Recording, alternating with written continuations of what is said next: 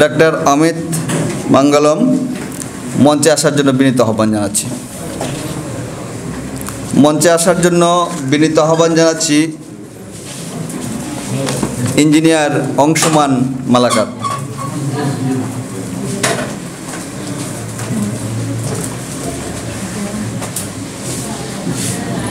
মঞ্চে আসার জন্য বিনীত আহ্বান জানাচ্ছি জ্যোতিষ সম্রাট জেকে দেব, শিক্ষক, সনাতন অ্যাস্ট্রোলজিক্যাল কোচিং সেন্টার।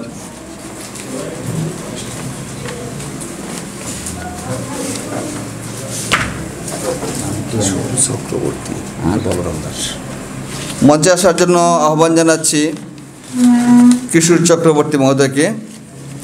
মঞ্চে আসার জন্য আহ্বান জানাচ্ছি বলরাম দাস দাদাকে।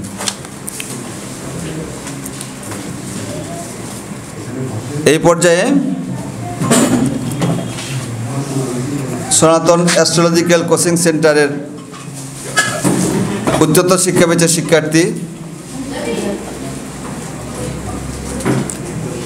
শিক্ষার্থী আমাদের চাওয়া পাওয়া নিয়ে কিছু কথা বলবেন। আমরা গুরুগৃহে এসে কি নিতে পারি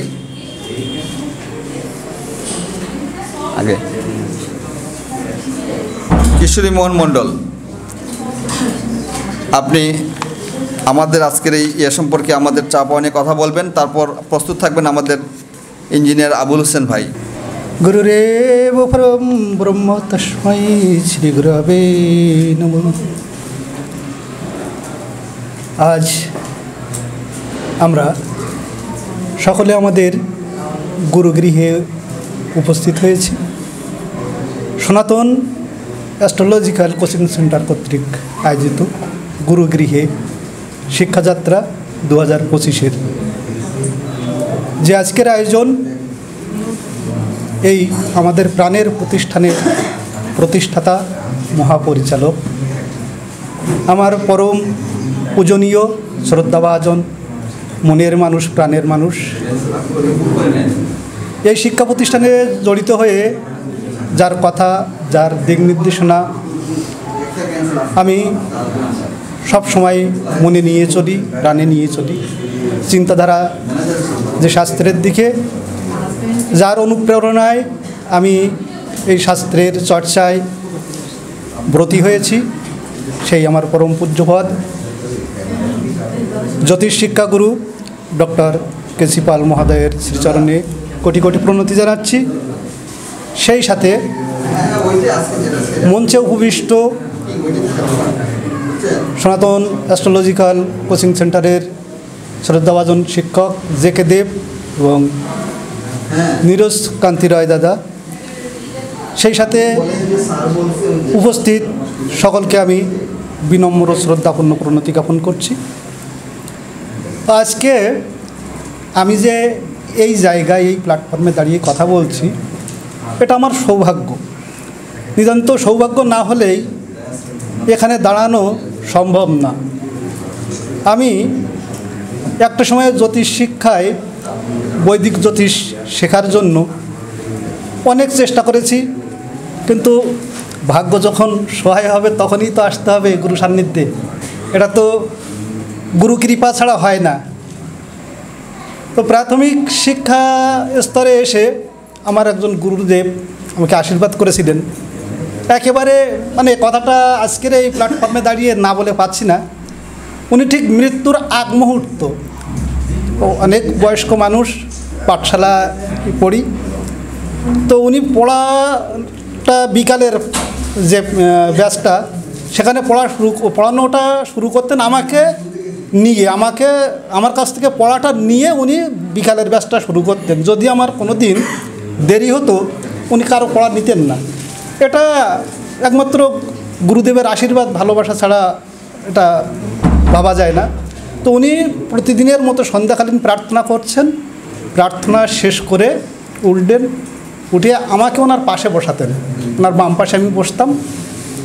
তো উঠেই উনি সেদিন আমার মাথায় সারা শরীরে হাত বুলাচ্ছেন আর বলছেন, বাবা তুমি অনেক বড় হবে জীবনে, আমি তোমাকে আশীর্বাদ করছি, তুমি জীবনে অনেক বড় হবে, অনেক বড় মানুষ হবে, তোমার লেখাপড়া অনেক ভালো হবে, এই বলে তিনি আশীর্বাদ করছেন আর গায়ে হাত বুলাচ্ছেন। অনেকেই আছে পাশে বসা, কিন্তু কাউকে ওভাবে বলছেন না। আমি ছোটো মানুষ, কিন্তু এটুকু বুঝতেছি যে স্যারের ওই দিনের আচরণটা অন্য দিনের মতো নয়। তো উনি ওই যে আশীর্বাদ করলেন, একটা সময়ে এসে আমার ব্যক্তি জীবনে একটা বিপর্যস্ততা চলে এলো। আমার মা পরপারে পাড়ি দিলেন, তখন আমি অনেক ছোট। পড়াশুনোটা ড্রপ হয়ে যাওয়ার পথেই আবার শুরু করলাম, এবং তারপরে পরবর্তীতে আজকে একটা শিক্ষা প্রতিষ্ঠানে প্রভাষক হিসাবে আছি। তার সাথে সাথে প্রিন্সিপাল স্যারের সান্নিধ্যে আসতে পেরেছি। তো আমার আগামী দিনের যে চিন্তাধারা, আমি স্যারের সান্নিধ্যে থেকে জ্যোতিষ শিক্ষার যে জ্ঞান অর্জনের যে ধাপগুলো আছে, আমি তার কাছ থেকেই শিখতে চাই, এবং সেটা মনে প্রাণে ধারণ করে যে একজন মানুষকে এই জ্যোতিষশাস্ত্রের মাধ্যমে সঠিক গাইডলাইন দেখানো যায়, সঠিক কর্মনির্দেশনা দেয়া যায়, সেটার আমি যথাযথ প্রয়োগ করার চেষ্টা করব। মানুষ ভাগ্য কতটুকু বদলাতে পারে আমি জানি না, তবে জ্যোতিষশাস্ত্রের মাধ্যমে একজনের কর্মটা নির্ধারণ করে দেওয়া সম্ভব, তাকে গাইডলাইন দেওয়া সম্ভব। আর কর্মটাই যদি সঠিক কর্মটাই যদি তাকে নির্ধারণ করে দেওয়া যায়, তাহলে তো তার কর্মের উন্নতির সাথে সাথে ভাগ্যের উন্নতি হবেই।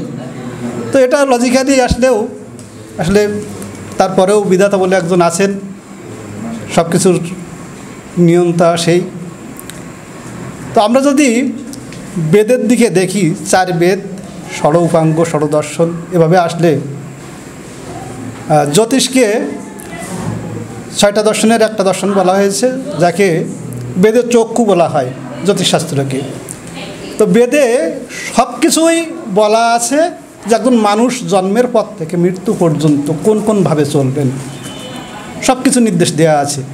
এবং সেই ধারায় যদি আমরা আসি, তাহলে বৈদিক জ্যোতিষ, সংখ্যাতত্ত্ব, এগুলো সবই তো তার ভিতরে আছে।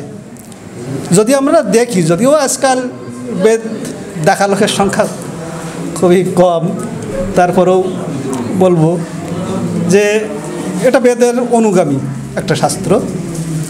তো এই শাস্ত্রের যথাযথ শিক্ষালাভ যদি সম্ভব হয়, যদি এই শিক্ষা গ্রহণ করার পরে আমরা পরিপূর্ণভাবে প্রয়োগ করতে পারি, তাহলে আমরা মানুষের লাইফ স্টাইলটাকে, তার কর্মনির্দেশনাটাকে পরিবর্তন। আসসালামু আলাইকুম এবং নমস্কার। মঞ্চে উপবিষ্ট গুণীভাজন ব্যক্তিগণ এবং আমাদের এই প্রতিষ্ঠানের অধ্যক্ষ জনাব প্রিন্সিপাল মহোদয়কে শুভেচ্ছা জানিয়ে আমি এখানে কিছু কথা বলার জন্য দাঁড়িয়েছি এবং কিছু জিনিস চাওয়ার জন্য দাঁড়িয়েছি। কেন আমি চাইব, কেন আমি বলবো, সেই কথাটা আপনাদেরকে একটু মনোযোগ আকর্ষণ করছি, যেটা সম্ভব এখানে করাটা। যেমন ধরুন, জ্যোতিষ ভাগ্য তৈরি করতে পারে না, জ্যোতিষ ভাগ্য গণনা করে মাত্র।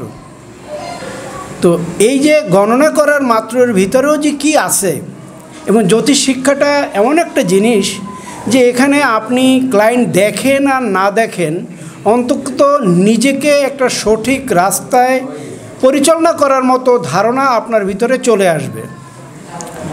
যেমন ধরুন, আমার কয়েকদিন আগে আমার একটা গলব্লাডার অপারেশন হয়েছিল, এবং এই গলব্লাডার অপারেশনের কোন দিন কি কোন সময় আমি যাব, এটা আমি নিজে প্রেডিক্ট করেছিলাম ফ্রম নিউমারোলজি। এবং এই নিউমারোলজির মাধ্যমে আমার কিন্তু কোনো কমপ্লিকেশন আসে নাই, এবং একদিন আমাকে ফুল থাকতেও হয় নাই, আমি বাসায় চলে আসছি এবং তারপরে আমি কাজে যোগদান করছি। তাহলে একটা জিনিসটা হলো কি, যে এই নির্দেশনাটা আমি শিখেছিলাম যে নিউমারোলজি কিভাবে আপনাকে সঠিক রাস্তায় পরিচালনা করতে পারে। আমারই এক সহপাঠী, তার এক ভাই হারিয়ে গেছে। সে বিভিন্ন লোকের কাছে গ্রুপে বলতে আছে যে আমার ভাই হারিয়ে গেছে, কোনো সংবাদ দিতে পারেন কিনা। তো আমি ওনাকে বলেছিলাম যে আমি আপনাকে নিউমারোলজিক্যাল একটা ব্যাখ্যা দিতে পারি, যেটা হয়তো আপনার কাজে লাগবে। একটু আগে আপনি দেখছেন ডক্টর শাহাবুদ্দিন স্যার একটা কাজ করেছিলেন। আমরা যখন আমার ইনস্টিটিউট সম্পর্কে জানতে চেয়েছি, সে মোবাইল বের করে একটা সময় বের করে একটা কথা বলছে, একটা প্রেডিকশন দিয়েছে, একটা বিচার দিয়েছে।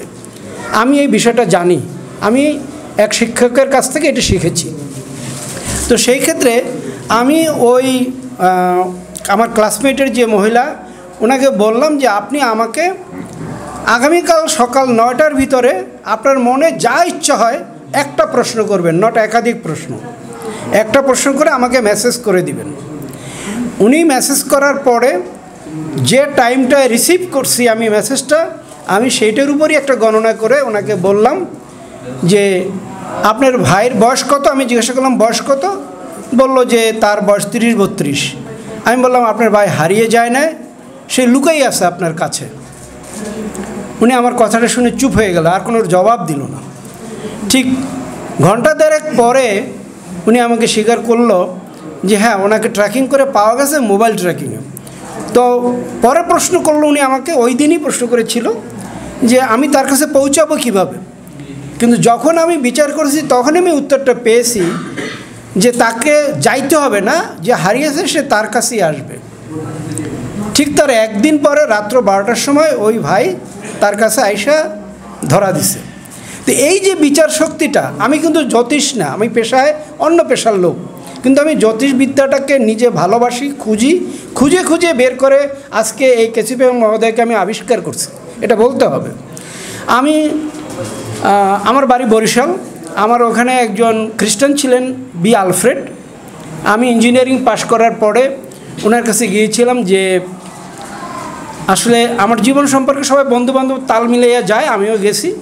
উনি আমাকে দেখে বলল যে আপনি বিদেশে চলে যাবেন, আপনার বিবাহ হবে 29 বছর বয়সে। আমি হেসে দিলাম। আমি তখন বিদ্যুৎ উন্নয়ন বোর্ডে চাকরি করি, ইটস এ গভর্নমেন্ট জব। আমি হেসে দিলাম, আপনি কী বলতেছেন, আমি বিদেশে যাব, 29 বছর আগে বয়সে বিয়ে করব। তো উনি রেগে গিয়ে লিখে দিল এবং বলে দিল যে আমি লিখে দিলাম, এই কাগজটা রাখেন, যদি না হয় আর আপনি যদি আমাকে খুঁজে পান আইসে বলে যায়। আমি সেই বিদ্যুৎ উন্নয়ন বোর্ডের চাকরিরত অবস্থায় আমি যখন প্রায় 5 বছর চাকরি করি, আমি চাকরি পেয়ে যাই দুবাই ইলেকট্রিসিটিতে। অর্থাৎ বিদেশে আমি চাকরি করছি সেগুলো সবই গভর্নমেন্ট জব, দুবাই ইলেকট্রিসিটি, কাতার ইলেকট্রিসিটি। এইখানে চাকরি করার পরে উনি এখানে আরেকটা কথা লিখেছিল, তবে আপনি বেশি দিন থাকবেন না। আমি 3.5 বছর পর আবার পারিবারিক কারণে ফিরে আসতে হলো। আমার একটা সরকারি চাকরি ছিল, আমার ওখানে ভিল্লা, আমার ফ্যামিলির পারমিশন, এভরিথিং, বাট আমাকে কিন্তু রাখতে পারে না, আমি আবার চলে আসতে বাধ্য হয়েছি। তো বাধ্য হওয়ার পরে আমি আর ওখানে গেলাম না, আমার হঠাৎ চাকরি হয়ে গেলো আমার পরিবার ছেড়ে চিটাগাঙে। চিটাগাং আমি 15 বছর চাকরি করেছি। এই চিটাগাং 15 বছর কোথায় কোথায় চাকরি করেছি, আবুল খায়ের গ্রুপ এবং বিএসআরএম, সবচাইতে ভালো প্রতিষ্ঠান বাংলাদেশের ভিতরে। ওই আলফ্রেড বলেছিল যে আপনি লম্বা সময় ফ্যামিলির বাইরে থাকবেন, তারপরে আবার ফ্যামিলির সাথে এক হবেন। আমি কিন্তু এখন ঢাকায় আমার পরিবারের সাথেই চাকরি করতেছি। এটা বোঝার পরে 2010-এ আমাকে স্ট্রাইক করলো যে ব্যক্তিটা এত বড় একটা পিছনের জিনিস বলে দিল যে আমার কি হইতে পারে এবং সেটা মিলে গেল, আমাকে এটা জানতে হবে। তা আমি খুঁজা শুরু করলাম যে কারা শিখায়, কি করে। খুঁজতে খুঁজতে পাই না, একজনের কাছে পাইছি, তার অফিস খুঁজে পাই না, তারপর একটু শিখায়। আমি কিন্তু আপনারা জানেন স্যার বোধহয় বলেছিল যে আমি একটা ইনস্টিটিউট থেকে অলরেডি আমি ডিপ্লোমা কমপ্লিট করেছি, কিন্তু সেই কমপ্লিট করার বিষয়ে আমাকে eastern astrology, western astrology, numerology এবং পালমিস্ট এগুলোর উপরে আমার শিক্ষা দিয়েছে। আমার সহপাঠী আছে সাধন কুমার বণিক। তো এটা করার পরে আমার তৃপ্তিটা আসে না, তখন আমি খুঁজতে চাইলাম যে আমি আরও কিছু চাই, আমার প্রশ্নটা মিটে নাই। খুঁজতে খুঁজতে আমি কেসিপাল মহোদয়কে পেলাম। আমি ওনার ফোনে ফোন করি, স্যার ফোন ধরেন না, কারণ হচ্ছে যে হয়তো নতুন লোক, বাড়ার লোক, এটা সেটা জিনিস। ওনারে ধরলাম যে ভাই বুদ্ধি করেন, আপনিও ফোন করেন, আমিও ফোন করি, কেসিপাল স্যারকে ধরতে হবে। কী জন্য? যে আমার স্যারের ভিডিও দেখলাম ইউটিউবে, ফ্যান্টাস্টিক যেভাবে স্যারে উপস্থাপন করে, আমার হৃদয়টা মনে হচ্ছে যে আমার তৃষ্ণাটা মিটে যাবে। তো আমি পরে স্যারের সাথে কানেক্ট করতে পারছি এবং আমরা দুজনে একসাথে যেয়ে ভর্তি হলাম। তো কেসিপাল মহোদয় এমন একটা বিচার বিশ্লেষণ নিয়ে আসেন যেটাকে আমি বলবো যে জ্যোতিষের অনেক শ্রেণীবিভাগ থাকতে পারে, যে গাণিতিক জ্যোতিষ হোক বা বাস্তু জ্যোতিষ হোক, উনি এমন জিনিসের বিচার বিশ্লেষণ এমনভাবে নিয়ে আসেন যেটা খুবই একটা সায়েন্টিফিক। আমি কয়েকদিন আগে, আপনারা যারা এখানে হিন্দু আছেন, কুম্ভ মেলা, যেমন কুম্ভ স্নান করেন। তো ইন্ডিয়াতে আমি একটা জায়গায় একটা ক্লাস করতেছি, এটা একটা ডিপ্লোমা ডিগ্রি, এটা অন্য জিনিসের উপরে, অ্যাস্ট্রোলজিক্যাল না। তো সেখানে এক ভদ্রমহিলা প্রশ্ন করছিলেন যে আমি কি কুম্ভ স্নান না করলে আমার পূর্ণতা আসবে না? উনি খেপেই গেছিল। তো টিচার হলো এই অ্যাস্ট্রোলজিক্যাল লাইনের লোকটা, উনি একজন সাইকোলজিস্ট। উনি পরে ওনাকে শান্ত করার জন্য বলে, আমি ক্লাসের ফাঁকে একটু কথা বলতেছি, আপনারা একটু শান্ত হয়ে শুনেন।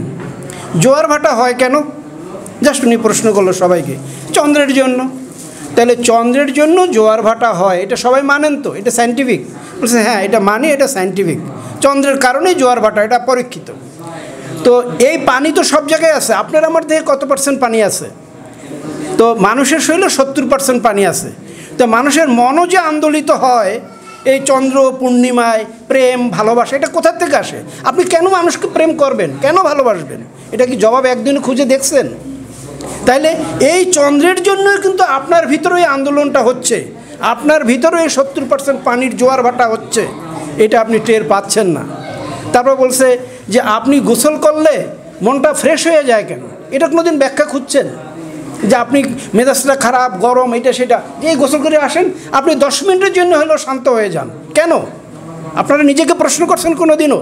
তারপর উনি বললো যে এই ওয়াটারের বৈশিষ্ট্য আছে। আপনি ট্যাপের পানির করলেন, আপনি পাতকুয়ার পানি দিয়ে গোসল করলেন, আপনি যদি কলসির পানিতে গোসল করেন সেটা আরও বেশি তৃপ্তি হবে।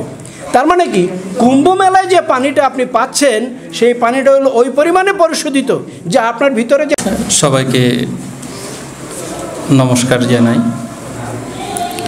আমি অত্যন্ত আবেগপ্রবণ হয়ে গেছি একটু আগেই, যার কথাগুলো মন্ত্রমুগ্ধের মতো শ্রবণ করছিলাম, ইঞ্জিনিয়ার আবুল হোসেন সাহেব। আসলে আমি যখন গুরুজির পাশে বসেছিলাম তখন মনে হচ্ছিল হংস মধ্যে বকযথা, মানে হাঁসের পংক্তিতে যেমন বক শোভনীয় নয়, তেমনি এত গুণীজনের মাঝে তাদের পাশে বসার এই যে এটা আমার কাছে এক সময় মনে হয়েছিল এটা মানে আমি স্বপ্ন দেখছি না কি করছে আমি জানি না, হয়তো এটা গুরুর কৃপা। অনেকেই অনেক কথা আলোচনা করেছেন, সংখ্যাতত্ত্ব শুনলাম।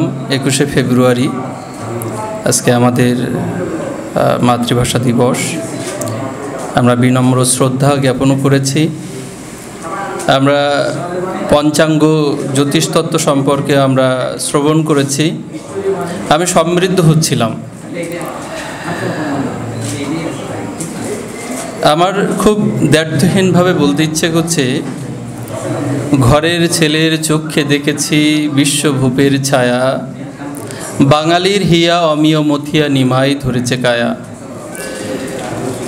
তো এক নিমার কারণে সারা পৃথিবী জুড়েই এখন হরিনামের প্লাবন চলছে। তেমনি একটি নাম এখন বাংলাদেশ সহ বাংলাদেশের গণ্ডি পেরিয়েও একটু আগে কানাডার থেকেই আমাদের সাথে যুক্ত হয়েছেন আমাদের গুরুজির ছাত্র। তো একটি নাম এখন সারা পৃথিবীতে প্রচার হচ্ছে, সেই নামটি কি আমরা সবাই জানি তো? তিনি আমাদের মধ্যমণি, নামটি হচ্ছে ডক্টর কেছি পাল। আপনারা অনেকক্ষণ বোরিং মনে হচ্ছিল, অনেকের মুখে থেকে তাকানো যাচ্ছে না। আমার নিবেদিতাদের ঘুম আসছে, 2-3 রাত ঘুমায় না, আমার সাথে শেয়ার করছিলেন। অনেকের মুখে হাসি নেই, একটু গ্লুকোজ হাসি দিবেন, গ্লুকোজ হাসি, তাই না? মানে আনন্দ, এটা তো আনন্দ। আমরা গুরুগৃহে এসেছি, তাই না? গুরুগৃহে এই যে শিক্ষালোচনা আর এই যে জ্যোতিষ শিক্ষার জন্য আমরা এসেছি। তো গুরু সম্পর্কে তো আমরা জানি প্রত্যেকেই, যিনি আমাদের আলোর পথ দেখিয়ে দেন। একটু আগেই যিনি বক্তব্য প্রদান করছিলেন যে গুরুজির যে জ্যোতিষ শিক্ষা আমরা যারা গ্রহণ করেছি, আমরা জানি গুরুজি কত উচ্চ স্তরের একজন মানুষ, তিনি সেই স্তরে পৌঁছেছেন। আমার জ্যোতিষ শিক্ষা আমি ভাবতেই পারি না যে আমি আপনাদের মাঝে দাঁড়িয়ে কথা বলবো। আমি ছোট মানুষ, আমার মা এখনও খোকা বলে ডাকে, আমার মা এখনও বলে মানুষ হইলি না, কবে হব তাও জানি না। কিন্তু গুরুজির আশীর্বাদ আমি তার সান্নিধ্যে পেয়েছিলাম আমাদের ইন্দ্রজিৎ দাদার মাধ্যমে। যাই হোক, মা দুর্গার পূজার সময় ইন্দ্রজিৎ দাদার সঙ্গে আমার পরিচয় হয়। সেই সূত্র থেকেই আমি তার চরণধুলি নেওয়ার আমার সৌভাগ্য হয়েছিল গুরুজি ডক্টর কেচিপালের। সেই থেকেই তার সান্নিধ্য আমি লাভ করেছি। আমাকে মাঝে একজন ডাক্তার, অর্থোপেডিক্স একজন ডক্টর আমাকে বলছিল, বাবা তুমি তো অ্যাস্ট্রোলজি প্র্যাকটিস করো, একটু বলো তো আমার হাত দেখে, আমি তো জন্ম তারিখক্ষণ বলতে পারি না। তো দেখলাম ওনার শুক্রক্ষেত্রে 2 জায়গায় বড় 2টো তিল, ডান হাতে বাম হাতে। আমি বললাম আপনার কানের কোনো মেজর অপারেশন হয়েছে? আপনার স্ত্রীর সাথে কি এখন বিচ্ছেদ চলছে, বা আপনার বিপরীত লিঙ্গের প্রতি প্রবল আকর্ষণ আছে? কিছু কিছু কথা বললাম। তো উনি অ্যাস্ট্রোনিচ হয়ে গেলেন। প্রথমে এটা বললে কি করে? আমার 14 বছর আমার স্ত্রীর সাথে আমার সম্পর্ক নাই। তো ছেলেমেয়েরা তাদের সাথেও সম্পর্ক কম, তারাও বাইরে থাকে, বিদেশে থাকে। খুলনার একজন বড় ডাক্তার আর কি, অর্থোপেডিক্সের, আমি নাম বলছি না। তো এই যেটুকু তার সামনে বলতে পারলাম অত বড় একজন অর্থোপেডিক্সের সামনে, সেটা একমাত্র আমার গুরু কৃপা। এই গুরুর প্রতি শ্রদ্ধা, ভক্তি, বিশ্বাস যার যতটুকু থাকবে, কারণ আমি বিশ্বাস করি যে it is a cruel truth that people love the work of the worker and they forget the worker. This world experiences the consequences of the work, but no one wants to bear the burden of the worker. That is why the poet rightly said, after the song ends, the veena lies in the dust. এটাই নির্মম সত্য হলেও এই পৃথিবী কর্মীকে গ্রহণ করতে চায় না। কর্মীর রেখে যাওয়া যে সংস্কার, কর্মের সংস্কারটুকুই একমাত্র এই পৃথিবী ভোগ করে। যেমন কবি বলছেন, গান শেষে বীণা পড়ে থাকে ধুলি মাঝে। গান গাওয়া হয়ে গেলে সেই বীণার কোনো মূল্য থাকে না। তাই আজকে আমাদের জ্যোতিষগুরু ডক্টর কেচিপাল, আমি বলছি আমার শিহরিত হচ্ছে আমি, যার সান্নিধ্যে আমরা পেয়েছি, আমি বিশ্বাস করি যে 100 বছরে বাংলাদেশে একজন কেচিপালের জন্ম হবে না। তার যে অগাধ পাণ্ডিত্য, তার যে অগাধ জ্ঞান, এটাই দরকার, এটাই হওয়া দরকার। কারণ পৃথিবীতে আমরা চিরকাল থাকবো না। এই জন্য বলছেন দ্য সেন্সেস রিসিভ, আমাদের উপনিষদ বলছেন the senses receive sensation makes them actual perception, consciousness individualizes them as mind, the intellect terms them into concepts for soul. ইন্দ্রের কাজ হচ্ছে বাহ্য বস্তু গ্রহণ করা, যে যতটুকু গ্রহণ করে নিতে পারেন, আর মন সেই জ্ঞানকে উপলব্ধি করে। কিন্তু সবথেকে মুশকিল বিষয় হচ্ছে অহংকার মনে করে এই জ্ঞানটাই আমার। মাঝেই আমি একজন দার্শনিকের আমি প্রবন্ধ পড়ছিলাম, সেখানে লেখা রয়েছে theoretical knowledge can not touch the heart without humility. এই যে তাত্ত্বিক জ্ঞান যদি অর্জন করতে হয়, বিনয় ছাড়া হৃদয় স্পর্শ কখনো করবে না। আমাদের ভক্তিশাস্ত্রে উল্লেখিত আছে, রমণীর নাকের নোলক যেমন রমণীর অলঙ্কার, তেমনি বিদ্যার অলঙ্কার হচ্ছে তার বিনয়। তাই এই অহংকার আমাদের সেই জায়গা থেকে আমাদের চ্যুত ঘটিয়ে দেয়। একটু আগে আমাদের ইন্ডিয়া থেকে অনলাইনে আমাদের হিরণময় ভট্টাচার্য তিনি আলোচনা করছিলেন, বক্তব্য রাখছিলেন। আমার এখনই মনে পড়লেন, উনি আলোচনা করতে করতে বলছে, যে শিষ্য মনে করবে আমি গুরুর থেকে বেশি জানি, তার ওইখানেই তার অবক্ষয়, তার ধ্বংসের, সে জানবেন সে ধ্বংসের দ্বারগোড়ায় পৌঁছে গেছে। তাই অহংকার, অহম ব্রহ্মস্মি, সেটা খারাপ কিছু না। আমাদের উপনিষদ বলছে অহম ব্রহ্মস্মি, সেটা খারাপ কিছু না। কিন্তু অহংকার, আমি জানি, আমি পারি, আমি করি, আমি না থাকলে কিছুই চলে না, এটা অহংকার। তাহলে তুমি সেই জায়গায় পৌঁছাইতে পারো নাই। আর বুদ্ধির স্তরটা আরও সূক্ষ্ম, the intellect terms them into concepts for soul. বুদ্ধি কি মনে করে, ওই জ্ঞানটা আমার নয়, আত্মার বলে সঞ্চিত করে। ওই জ্ঞানটা কার? ওই জ্ঞানটা আত্মার। যেমন আমাদের উপনিষদ আজকের জ্যোতিষশাস্ত্রের সাথে কেন আমাদের ধর্ম, রিলিজিয়ান রিলেটেড, প্রত্যেকটা আমাদের ডাক্তার শাহাবুদ্দিন সাহেব বর্ণনা করছিলেন আমাদের স্যার, যে কত সুন্দর বর্ণনা করছিলেন নিউমারোলজি, আমরা শুনছিলাম, আমরা সমৃদ্ধ হচ্ছিলাম। তো তেমনি আমাদের উপনিষদ বলছেন কেন উপনিষদ নামে একটি উপনিষদ আছে, আমি কিছুদিন আগে স্টাডি করতে যে কি সুন্দর যে দর্শন, যে ফিলোসফি সেখানে বর্ণনা করছেন, the infinite and eternal question of man is why did I come, why am I walking, how is everything going, who is working behind the scenes of living beings and the world, by whose power everything in the world is in motion. মানুষের অনন্ত সাতশত জিজ্ঞাসা কেন, প্রথম প্রশ্ন কেন এলাম। আমি তো 50 বছর আগে এখানে ছিলাম না।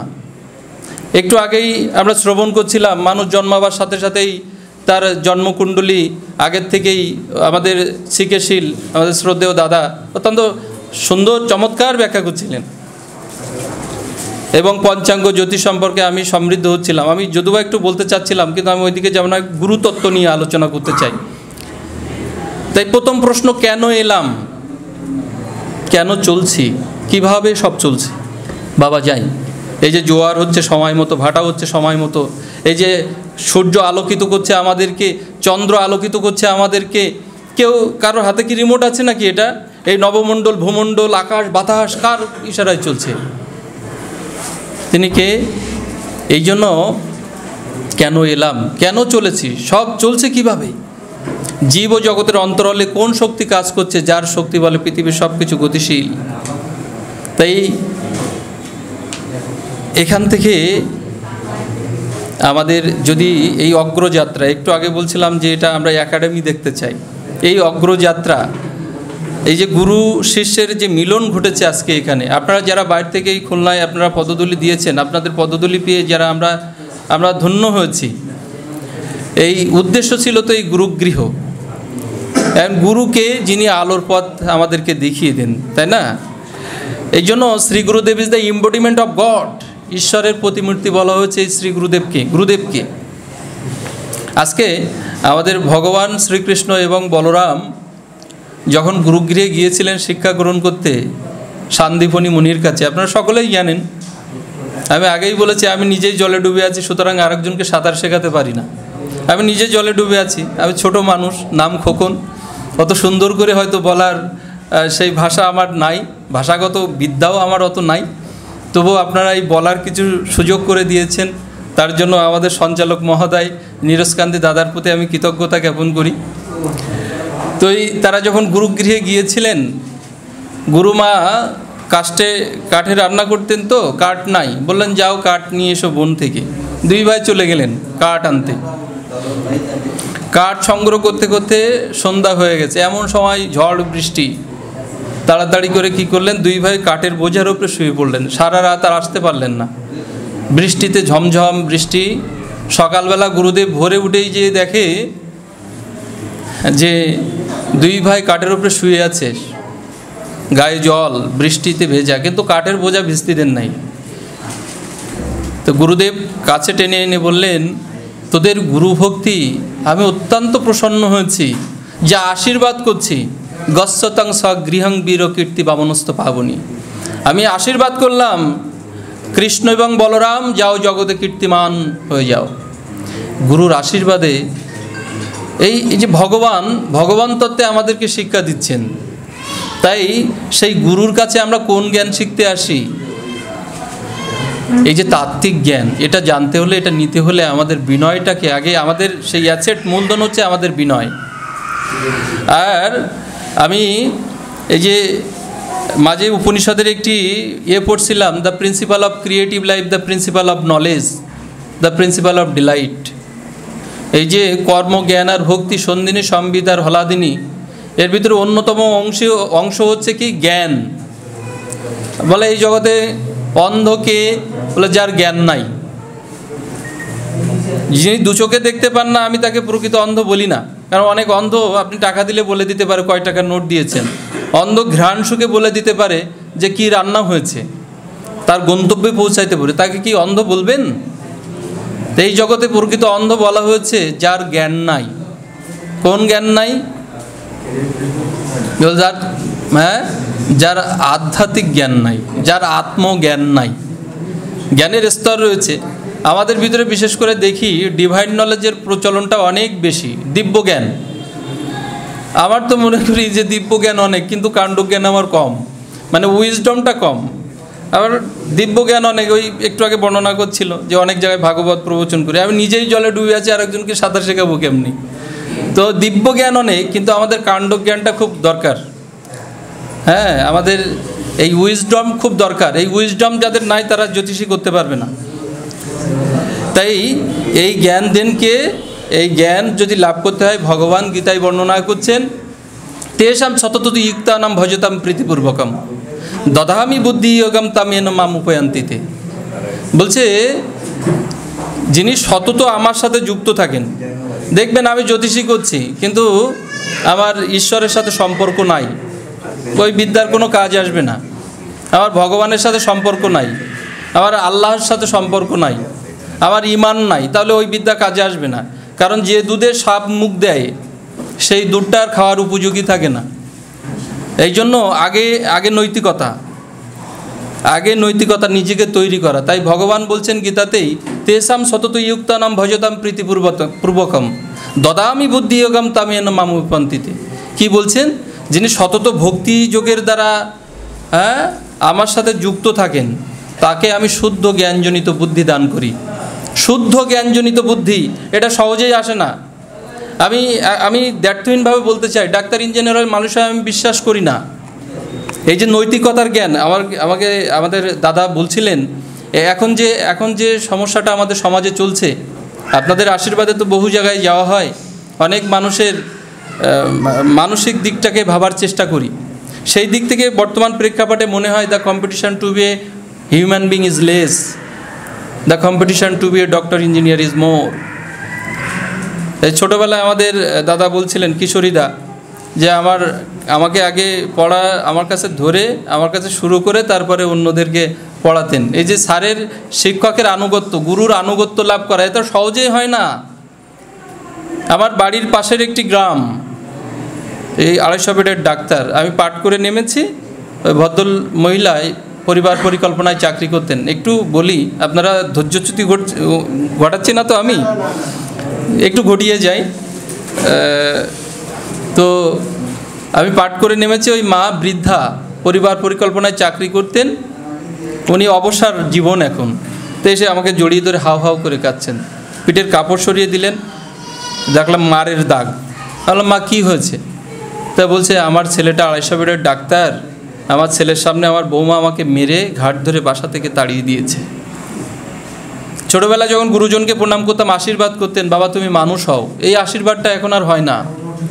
এখন আশীর্বাদ কইরা দেন আমার ছেলেটার জন্য ডাক্তার হয়, আমার ছেলেটার জন্য ইঞ্জিনিয়ার হয়, কিন্তু যে the competition to be a doctor engineer is more, এখন যে বর্তমান প্রেক্ষাপট সেটাই চলছে। তাই আমাদের প্রকৃত মানুষ হতে হবে। আমার কাছে ধর্মের ব্যাখ্যাটা অন্যরকম। আমার কাছে ধর্ম ব্যাখ্যা, আমি আগে একবার মনে হয় ভার্চুয়ালে বলেছি যে it is a journey from best to man and from man to Superman, যা আমাদেরকে পশুত্ব থেকে মনুষ্যত্বে এবং মনুষ্যত্ব থেকে দেবত্বের পথে এগিয়ে নিয়ে যায়। যে উত্তরণের পরিক্রমা, আমি ধর্ম বলতে সেটাই বুঝি। আগে মানুষ হতে হবে। যদি পাত্র ভালো হয় না, সমাজের জন্য অনেক কাজে লাগবে। কারণ অমৃতের পাশে আপনি বিষ রাখবেন, সেই অমৃত মানুষ গ্রহণ করবে না। তাই আগে নিজেকে ভালো হতে হবে, আগে নিজেকে তৈরি করা। এর জন্য কানেকশানটা থাকতে হবে সেই ওপর আল্লাহর সাথে। তারপরে নিচে হচ্ছে শ্রী গুরুদেব is the embodiment of god. তারপরে হচ্ছে গুরুর আশীর্বাদ, পিতামাতার আশীর্বাদ। তা আজকের সত্যি সমৃদ্ধ হয়েছি এত গুণীজনের মাঝে, আপনাদের মাঝে আমার মতো একজন সাধারণের যে কথা বলার সুযোগ করে দিয়েছেন। শুধু একটি কথা বলতে চাই যে অতিথিরে তুই পান্তশালায়, ঘর বদলে ফেরার পালায়, কেউ হবে না পথের সাথী, বিনে অঙ্গে তিলকমালা। প্রত্যেকের চলেই যাব, তাই মন চলো নিজ নিকেতনে, সংসার ও বিদেশে, বিদেশিরও বেশে, ভ্রম কেন আকারণে। তাই সকলেই যখন চলে যাব, আমরা যেন কীর্তিঞ্জস্ব সজীবতী, আমরা যেন প্রত্যেকে কীর্তিমান হতে পারি সেই গুরুর কৃপায়। আর আমরা সকলেই মিলে ঈশ্বরের কাছে প্রার্থনা জানাবো, আমাদের শ্রী গুরুদেব হচ্ছে ডক্টর কেচিপাল, তার দীর্ঘ আয়ু ভগবান যেন প্রদান করেন এবং এমনি করে যেন তিনি পৃথিবীকে সমৃদ্ধতা দান করতে পারেন, সেই প্রার্থনা রেখে আপনাদের প্রত্যেকের সুস্বাস্থ্য এবং দীর্ঘ জীবন কামনা করে আমার সংক্ষিপ্ত কথা এখানে বিশ্রাম রাখছি। সকলকে নমস্কার।